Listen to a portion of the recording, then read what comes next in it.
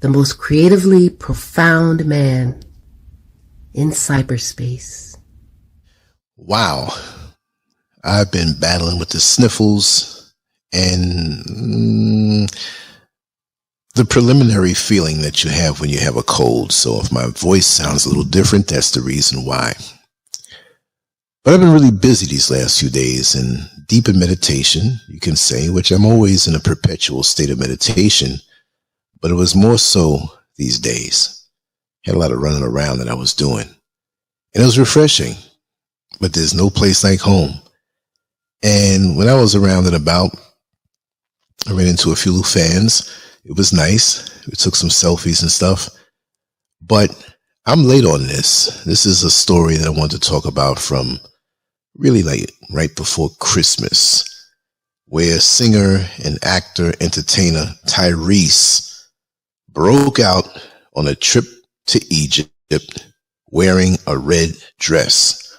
It was some type of festival. I'm a little blurry on the facts and I can go dig it up and read it off like it's a news story, but I'm not a news reporter, right? I just want to talk about the principle of why that man was the only one. Not that it made it okay if everybody else did, because it would be a cross-dressers transvestite convention then. But why did that man go out there wearing a red dress? What was the symbolism of the red dress? Well, as soon as I heard that it was a red dress, and it was a red dress, I thought about the lady in the red dress in the Matrix that, what was it, Neo and Morpheus saw this lady in a crowded street, and only people who were awakened can see it. Didn't have some type of significance with that. Why a red dress? A black man in a red dress. Does this ensure more fame for him in Hollywood? Because you know they definitely have an issue where they must make you wear this red dress when you're a black man in the entertainment industry. And why? Why would you do that? When you know that there's so many young black men out here who are easily swayed. It wasn't like that back in the day. We were not easily swayed. There's certain things we were not going for. But now we've been beat down, buttered up, forced, coerced, brainwashed, mind controlled into accepting a man in a dress, which was something of a sight years ago. You had parts of the city that were made for that. Like in New York City was down in Greenwich Village, Christopher Street, the Christopher Street dock. They even had 2 bars right there on Christopher Street in 12th Avenue by the Hudson River. Well, Lance, how do you know that? Well, my father had a client right there across the street. And from single digit ages, my father would go there and do his work.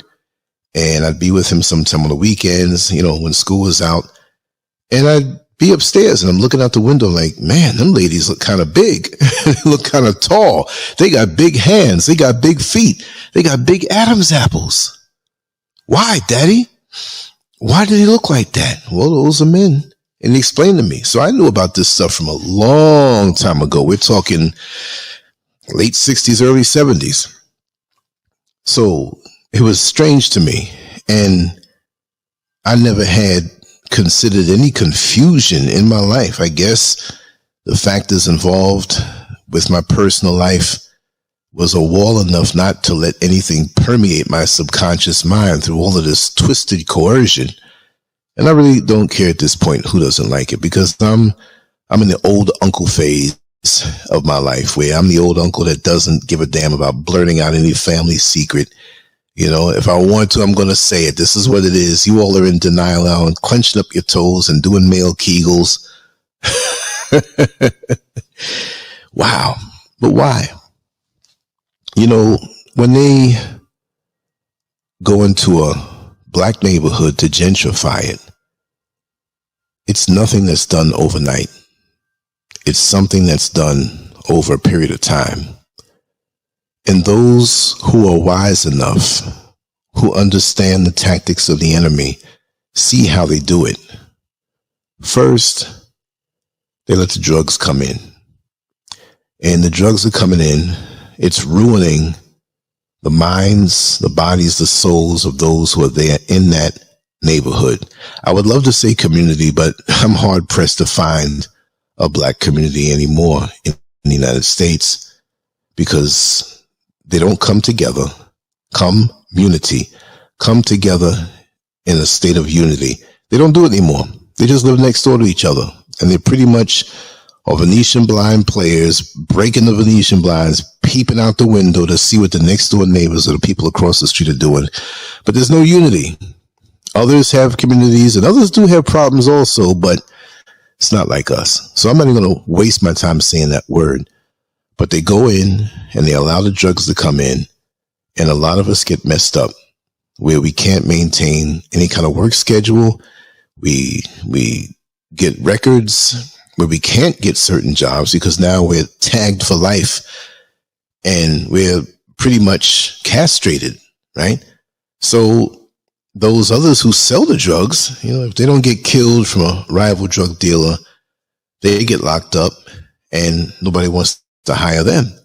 So slowly but surely, the next generation comes into a modicum of power where they can inherit the property, hopefully, that the parents owned if they didn't rent it, because I know there's certain neighborhoods where the parents or the older folks have rented for decades, which does not make any sense. You can't pass down to your offspring a rented apartment or a house. The mindset is just unbelievable to me, right? So now, when it's time for them to inherit it, those who live clean or whatever, now they're living amongst a place where it's just ruined. You have people hanging around who come back out from prison. They have no choice to do what they do, sell the drugs and stuff. And it continues in a vicious cycle. And the crime that goes along with it in the neighborhood, the prostitution that goes along with it in the neighborhood, the fights, the drug-driven fights when you can't get what you want because you don't have enough money. The tricks and the johns, those are the customers of the prostitutes that come up and down the neighborhood looking for women for sex. If you happen to have budding young teenage daughters who are going to the store, they're going to look at them the same way and even make an offer to them. So these neighborhoods, they call for their own doom. And then you have, one day you'll see that little white lady with the blonde hair with her poodle jogging through the neighborhood early in the morning as the drug dealers go back inside from selling all night. And then when you see the Starbucks and other establishments that are not usually in black neighborhoods, that's the beginning of the end. By the time you see that, the decision was made to slowly but surely renovate some of the homes, buy them cheap, fix them up, and you start renting them out at a higher price than the people who were there before in that neighborhood could afford, and they have to get out. Nobody forces them out, but they can't hold on to the slippery slope. So why did I say all of that? Well, we are mentally, as black men, being gentrified. Now, our sisters are under attack also, but mentally the black man, for the most part, many are already toast. Many are already ready for the transition of not being a man. There's so many factors. There's so many different ways of attacking us. And now with this recent migrant crisis, that's somehow, some way they're going to use them to try to wipe us out. But over the years, we see how we have been effeminized. We see how the push is for the LGBT community and how many of us go that way. They make it difficult to be a man in their system. We don't get the employment, and we're not wise enough now to set up our own thing. We don't have enough unity to be able to set up something where we're gainfully employed in an independent way, away from the tried and true oppressive system, where you don't get paid the amount that you're worth, but you make the so-called boss man, as you call it, which I hate that term, you make him very rich. So now we're castrated in our pockets on a financial level, Any little bit of male aggression that is not violent or harmful is not accepted. So we have to castrate ourselves even further. If we have a deep voice, we have to go a little higher in the pitch. If we're tall, if we're 6'5", we have to walk around like we're 5'10". We have to emasculate ourselves in every way to not be threatening to the real minorities, the world minorities, but who still have dominant force with the perception that they run things, but they don't. We let them run things. We are the ones who they are afraid of. So here comes Tyrese with this dress. Like, who told him to do this? Is he a cross-dresser? Is he sending a message to the world that I'm not a threat to you because I'm not going to carry myself as a man? This is something that I wondered. And I know the other has the practices of wearing the dress, but that's what they do. That's not us. I don't care how many people go and falsify something on TikTok or Instagram to say, yes, homosexuality was alive and well in Africa. It's been with us. Some will damn near say it originated out there, when we know it didn't. And that spirit was not amongst the real men who had a sense of community in the villages and taking care of their woman. Man and woman, that's it. To me, there's a force out here that wants to destroy that. As simple as it is. Everything in the universe operates on the male and female principle. When you look at an engine and see how the pistons go in and out, you have plants that are male and female that they can't grow without each other. Something is envious of the order, the natural order. There's something unnatural in the world right now. And it seems like when you help to perpetuate their agenda, trust me, you get rewarded in this world somehow, some way. I don't know. And we're being attacked from so many different ways. You know, you can't be a father to your children these days. They make it difficult. They use social media to turn the black woman against the black man and the black man against the black woman. And that's not even what's really happening out here en masse, but it's catching on because we observe YouTube and TikTok and Facebook and all of these different things with the videos, and it's like, oh, okay, this is what's happening. No, that's the narrative of what they want to tell you is happening because we're so gullible and we run behind it. That's what it is. And we're saying it's okay to do everything else except the order, the righteous order in which the Creator created things. Just because man says it's okay doesn't mean it's okay. Just because man bends his law and says it's okay doesn't mean it's okay. Can they change gravity? No. And they're not changing anything really. What are they going to change everything in nature? Sperm must hit egg for us to continue on. There's no life in the next man's anus. But why are they turning us out that way? Especially us who are the dominant people. They don't want us to be dominant over the earth anymore because we are put here to be dominant. We're put here as the original people of the earth. And to me, there is something that there's an entity that's jealous of the natural order. And so the man-made engineered world requires you to not be yourself and vibrate as you're meant to vibrate.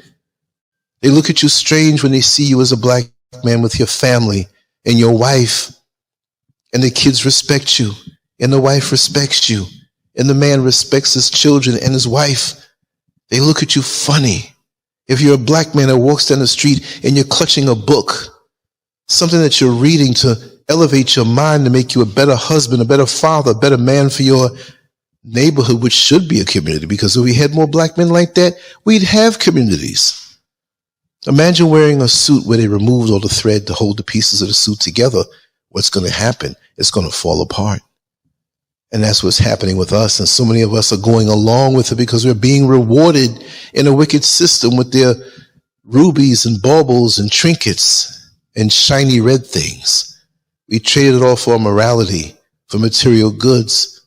We're trading off our sanity to pursue the things that drive us insane. We don't have peace of mind anymore because we're out of our mind. And Tyrese is just another example of how they slowly massage this stuff into your mind. You have this Sexy Red, this rapper who's so filthy, Lil Nas X, Saucy Santana.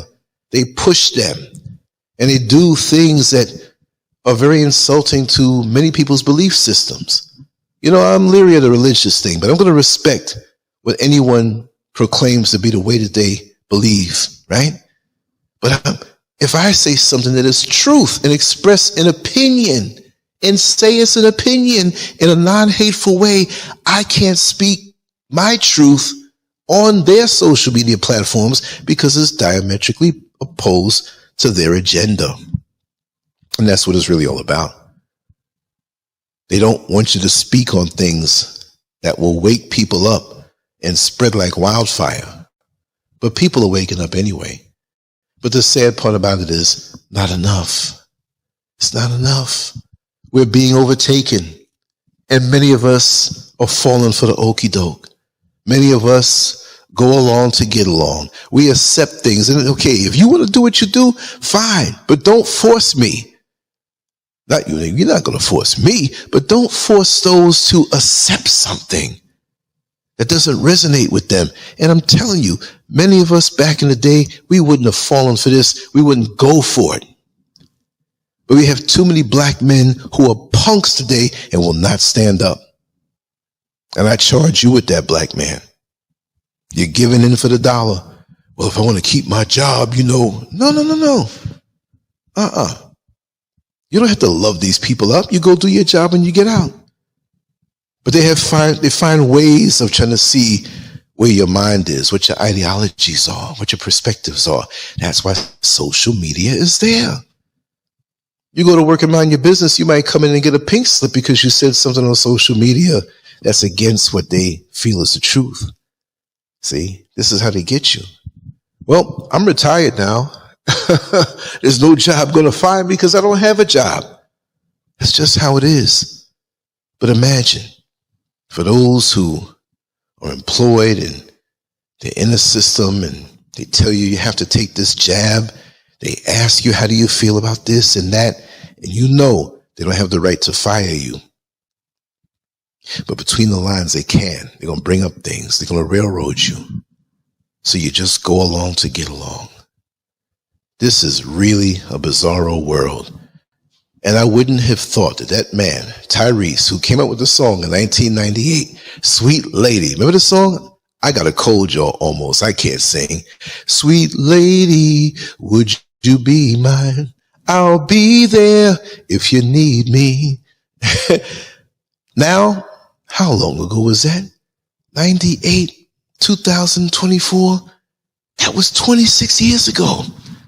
And never did I think that this man, who the women loved, they said, oh, he's a handsome chocolate man. But 26 years from then, he damn near looks like a sweet lady in the red dress and a wide behind. They were making fun of him when he had that dress. They said it looks like he had hips as wide as Oprah Winfrey when she's over 300 pounds. What was he wearing under the dress? And why did he want to go out to Egypt with every other man there having a suit on? And he went out there like a sweet lady. Tyrese, what's the deal, man? What's the deal? Was your child support that much that maybe you worked a little deal that if you wear this dress, they'll reduce it or take it away on the low? Or is it that you're really in the Hollywood inner circle and you're down for all kind of things to keep your fame up and keep yourself relevant in the entertainment field? I don't know. But there's a lot of things going on out here that are strange. And anybody who's public in Hollywood entertainment, to me, they're already compromised. And I already know they're compromised. I knew it before, but I received lots of confirmation on that. Remember, I get a lot of information that I can't reveal the sources. And it's true. The main thing is that I'm very disappointed in this world. I'm very disappointed in us. Because I remember we had Jim Brown, Malcolm X, Muhammad Ali, strong black men, just across every area of expertise that stood for something. And if you were a little fuddy-duddy, You kept it to yourself because those are things that you did behind closed doors. They were always there. Yes, I admit that. But it's pushed now. We're being groomed. The children are being groomed. Imagine before they can really complete school, they're being taught that certain things are all right. Why are you imprinting their mind with things? And then you come on and cut on the TV or look on the internet and see Tyrese with a red dress, as well as so many other actors, black men that are wearing a dress. And that's normalcy for us. Let me tell you something. We're doomed to the pits of hell, and we don't have to wait to die to go there. Because right now, whatever spirit that is that's roaming across the earth, devouring, killing, and destroying all things that are righteous in the system the way the Creator created it, it's becoming a hell on earth. And this is why I have no desire to really be a part of that world, especially the Western world. Leave me to the country where I am, up in the mountains, nice and quiet. I did my time in that hellhole. I did my time, and I want nothing of it. The only thing that I can say, and there's corruption everywhere. There's corruption here in West Africa. There's all kind of things now being brought over here through social media and the mind control that comes with that. But by the time it takes full effect, I'll possibly be long gone. I remember my mother telling me long ago, she said, Lance, I don't envy you. I don't envy you for the world that you're going to see in a few decades. I don't know where I'm going, but I don't envy you because you're a lot younger and chances are you're going to outlast me. But I'll say this, you'll remember these words. This world is not going in a proper direction. I see it now, and I see how bad it's going to be on so many levels, and I am not jealous of what you're going to have to see with those very eyeballs that you have now. And I have to say, Mommy, you were right. You were right. It ran me up into the mountains in another country. I do not want to be around that spirit because I'm very sensitive and I could smell decadence on people. And I thought the indulgences that I did as a young man with the girlfriends that I had was decadence. It is no comparison. No comparison. No comparison whatsoever. I don't think the most of us are going to make it because we're calling for our doom. There's a price to be paid for this. There's no way the precious life you have that you can go along with a sick program from sick people. And the funny thing is, those people don't put themselves out like that. Those people don't require their young men to wear dresses, but they control Hollywood. And they're supposed to be chosen. Go figure. You push another people to carry on so wayward and wanton. That tells me that you're not chosen, but as long as you can keep them on that lower vibration, you can feel superior only for the time that we don't wake up. And anybody that encourages us to wake up and be the men that we're supposed to be is a threat. And they will come after you so your voice is not heard. Simple and plain. I can see it. But it's been nice talking to you. This is a short one. I just wanted to put this out there. I'm going to nurse this cold. I don't feel miserable, really. It's just I sound a little bit, bad. But I had to speak on this. And I'll speak on this more in depth. But at this hour, I'm going to turn in. I have a few more things to do. I have some footage that I'm working on that I'm going to show you. And just random outside like I used to. I'm going to get more for you tomorrow. But anyway, much love to you all. Take care. Leave your comments below and go to LANCESCURV.com. Check out a few of the old stuff, the old videos, the old articles. And I promise to write every day. I wrote an article earlier today. And let me know how you enjoy it. Thank you. The longevity experience, I am so grateful to the Creator to put that in my heart so many years ago and to still have the momentum to continue to go on strong. Much love. LANCESCURV out. Peace. Make sure to go to LANCESCURV.com an online magazine established in 2001, containing written articles, thousands of talk shows and discussions, cutting-edge cartoons, as well as erotic expressions and tasteful adult photography. It's definitely not for the faint of heart. Once you get a taste of the world of LANCESCURV, trust me, you'll be back for more. LANCESCURV.com. Bold, raw, and uncut.